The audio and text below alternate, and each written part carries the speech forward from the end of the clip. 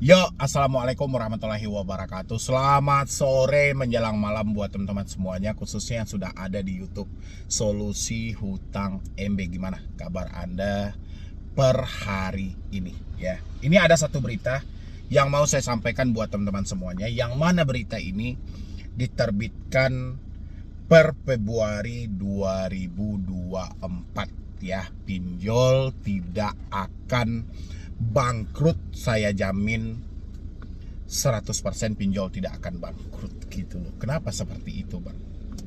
Ini penting buat Anda yang baru telat bayar, yang tidak mampu bayar di pinjol-pinjol legal. Anda boleh simain video ini sampai habis. Jangan Anda skip juga ya. Pahami benar-benar siapa yang sedang Anda hadapi, dan Anda juga harus berpikir dengan logika bagaimana selama ini mereka mendapatkan tagihan, bagaimana selama ini mereka memberikan tekanan demi tekanan pada Anda. Itu sudah hal-hal wajar. Ya, wajarnya itu menurut yang ada di negara kita gitu loh. Tapi bukan wajar menurut kita yang mengalami hutang-hutang itu langsung. Ya, kenapa negara mewajarkan hal itu? Ini yang mau saya sampaikan buat Anda semuanya. Tapi seperti biasa, yang belum mensupport channel ini boleh disupport dulu, boleh didukung dulu.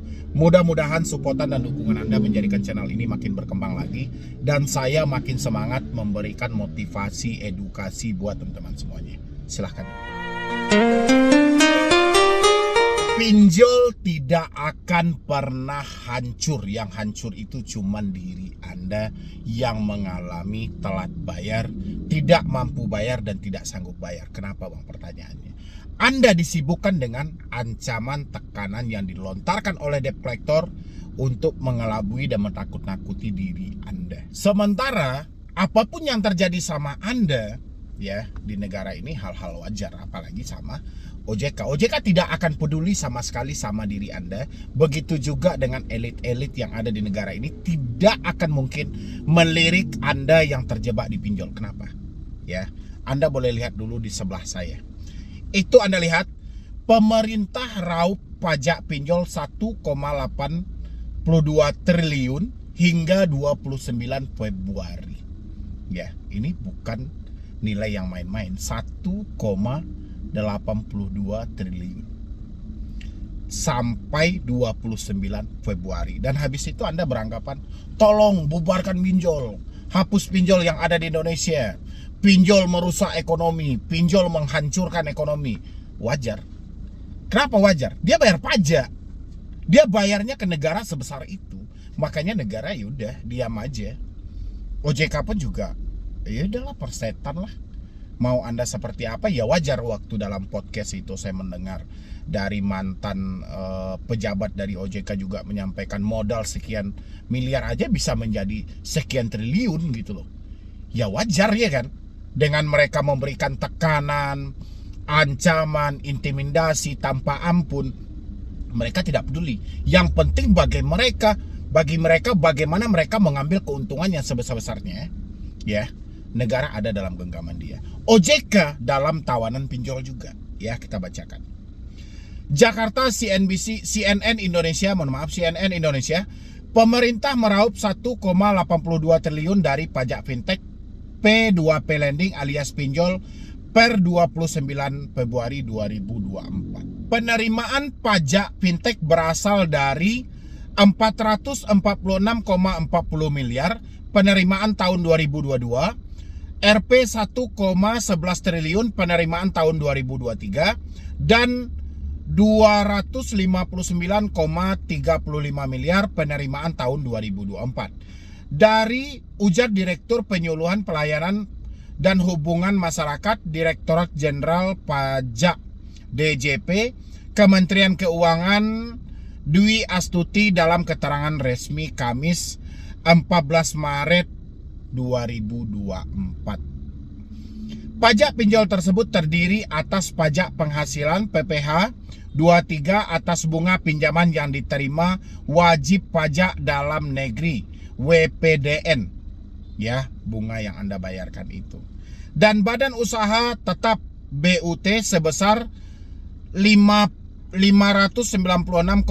miliar, PPh 26 atas bunga pinjaman yang diterima, wajib pajak luar negeri, WPLN sebesar 219,72 miliar dan pajak pertambahan nilai dalam negeri PPN DN atas setoran masa sebesar 999,5 miliar.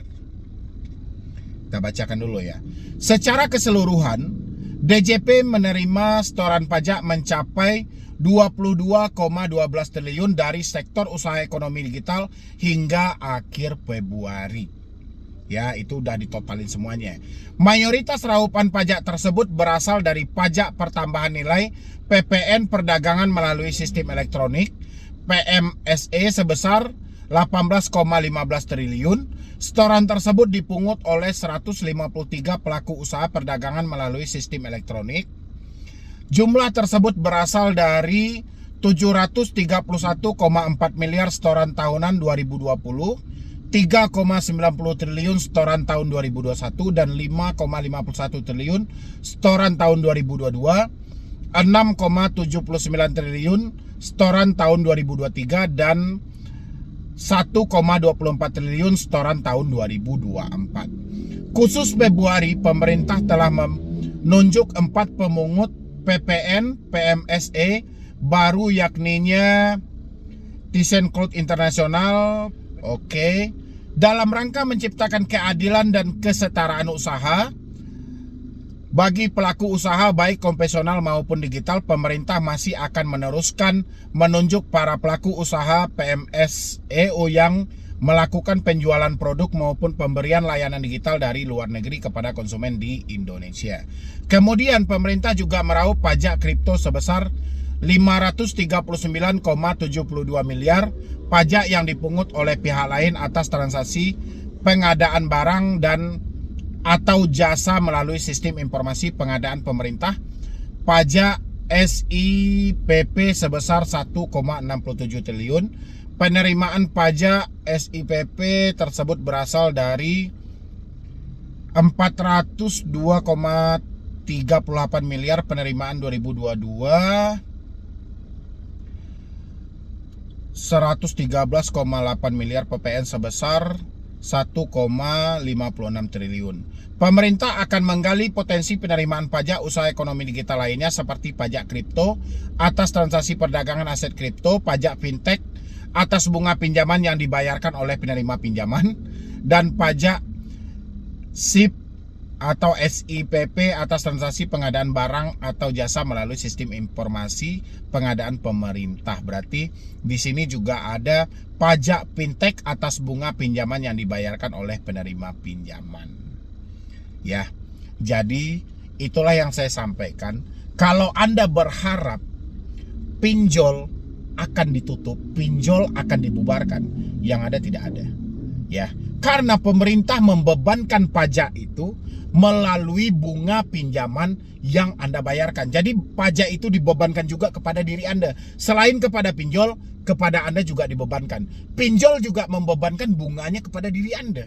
Jadi saya sampaikan buat teman-teman semuanya yang mengalami telat bayar, tidak mampu bayar, pikirkanlah dengan matang.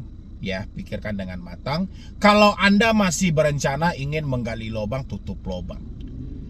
Karena pajak pinjol juga dibebankan kepada bunga pinjol yang diberikan kepada Anda.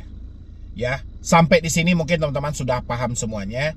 Kenapa begitu banyak korban yang menangis gara-gara tidak mampu bayar pinjol, gara-gara tidak sanggup bayar pinjol, tapi semuanya ya dianggap ya persetan aja soal hal itu gitu loh. Mereka juga nggak peduli gitu loh. Yang penting Anda meminjam, otomatis Anda telah memikirkan resikonya matang-matang. Walaupun praktek di lapangan kita seringkali dihadapkan dengan hal-hal ancaman, caci maki, hinaan, pemerintah nggak peduli sama sekali.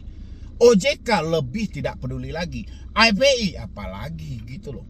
Ya, makanya dari sekarang buat teman-teman semuanya, pikirkanlah matang-matang. Kalau Anda masih berkeinginan untuk melanjutkan pembayaran di pinjol dengan cara gali lubang tutup lubang, atau ingin memperbesar limit-limit pay later, pikirkanlah dengan matang. Ya, Karena yang kalah tetap diri Anda, yang dimiskinkan tetap diri Anda. Kalau pinjol ya sudah, kalau sudah memberikan pemasukan untuk negara ini, apapun yang terjadi sama pinjol dan apapun yang terjadi sama masyarakat tentang pinjol juga tidak akan digubris lagi. Ya, makanya saya lebih berharap itu buat teman-teman semuanya. Ambillah keputusan yang paling tepat dalam diri Anda untuk menyelamatkan hidup Anda buat ke depannya. Sebelum hal-hal buruk terjadi sama Anda dan Anda berpikiran singkat, terjadilah hal-hal yang tidak diinginkan. Ya, jadi sekian dulu dari saya, Medi Broni. Wassalam.